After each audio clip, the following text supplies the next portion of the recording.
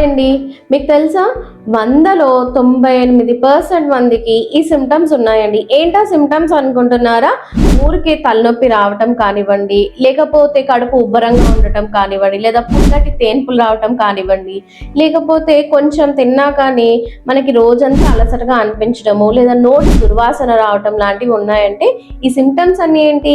Indigestion వల్ల అవుతుంది. అసలు ఇండైజెషన్ అంటే ఏంటి? మనం తీసుకున్న ఆహారము అరగకుండా ఉండటం, దాన్ని ఇండైజెషన్ అంటాం.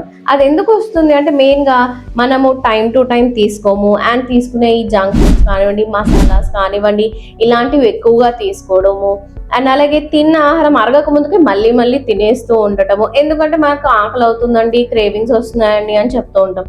అసలు ఇవన్నీ ఎందుకు అవుతాయి? మన బాడీలో వాత పిత్త కఫ దోషాలు అనేవి అప్ అండ్ డౌన్స్ అవుతూ ఉంటే మనకి ఇండైజెషన్ ప్రాబ్లం అనేది వస్తూ ఉంటుంది.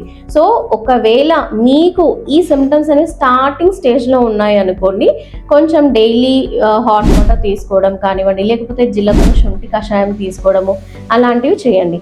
లేదు ఇవి ఇంకా సిమ్టమ్స్ ఎక్కువగా ఉన్నాయి, మరి మాకు ఇవి చేసినా తగ్గట్లేదు అంటే that is your severity in the stage ఎక్కువగా ఉంది అని. దానికి మీరు ఏం చేయాలి? వెంటనే మన హాస్పిటల్కి కన్సల్టేషన్స్కి వచ్చేయండి. ఓన్లీ 300 రూపీస్కే మనము ఈ వాత పిత్త దోషాలు అప్ అండ్ డౌన్స్ని తగ్గిస్తూ నార్మల్ స్టేజ్కి తీసుకొచ్చి మీ ఇండైజెషన్ ప్రాబ్లమ్కి మనం చెక్ పెడదాం. ఓకే, ఎక్కడ రావాలో తెలుసు కదా, మన Shri Bhaskar Ayurveda hospital and Panchakarma centre, Krishnanagar, Guntur. Thank you.